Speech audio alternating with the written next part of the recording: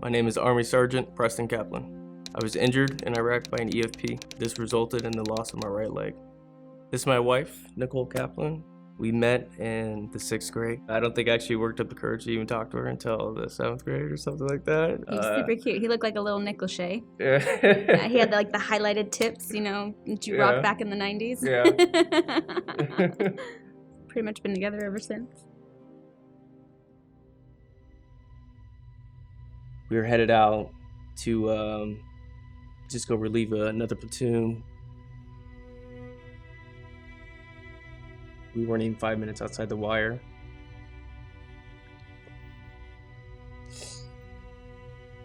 Just something struck the vehicle. I remember being very disoriented at first, taking my first step out of the vehicle, and I immediately just fell to the ground. Didn't even realize what had happened and why I couldn't stand. I just remember crawling to get to cover. I felt wet all over my body. Finally looked behind me and I saw this snail trail of blood. It was at that moment. That's when I realized I was injured. The day I got the phone call, it was like almost 4:30, 5 o'clock in the morning. It was random. It was one of those unknown numbers. You kind of, get kind of familiar with those ones too. And it's like, okay, well, who is this? At first it was like, well, hey, how you doing? He was like almost like ecstatic. He was so happy for some reason. And I kind of start to realize, okay, something's not right. It's just not the regular tone that we have. A lady jumps on the other line. Is this Mrs. Kaplan? Are you at home? Are you by yourself? My heart stopped. She goes to tell me that there was an accident, an explosion that had happened, and he was injured. Immediately from when I was in Germany, they were telling me I was gonna lose my leg, and in my head, I could see it. There was enough that of the leg there where I was like, well, that's fixable. The fact was that I couldn't get the blood flow to circulate through my leg to actually heal. I spent the first 9 months in a hospital bed, going back and forth, fighting off infection. Ward 57 on Walter Reed, you see so many people just filtering through, and they've, lost their legs, and then 2-3 months later, they're up. They're on their leg, they're running, they're, hiking, they're biking, they're going home, they're living their lives, and we're here. Doctors kept saying, you can lose it now when you schedule it, and we can have a controlled surgery, or you can leave here, come back a year later, and we don't know what we can save. The day after our 4-year anniversary, he cut it off. One amputation turned into 9 different ones because I just kept getting bone infections.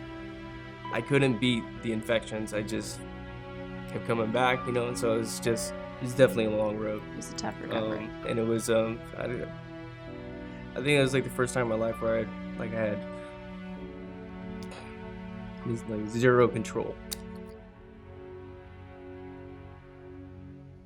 One of the main struggles is that my house does not accommodate my wheelchair. I'm either stuck on the couch or the bed. Or just fight through the pain.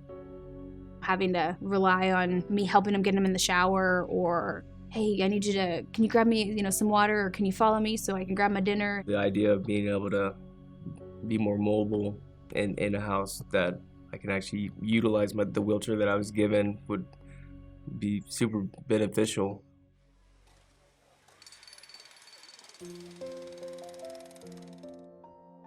In a homes for our troops, it would just give him the utmost of independence, something that he hasn't really had.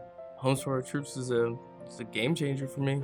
For an organization to come into, to our lives, to his life, it means the world to us, It means the world to me. I feel so fortunate that there are even organizations and people out there like this that are willing to help us out and give us this opportunity to have this life.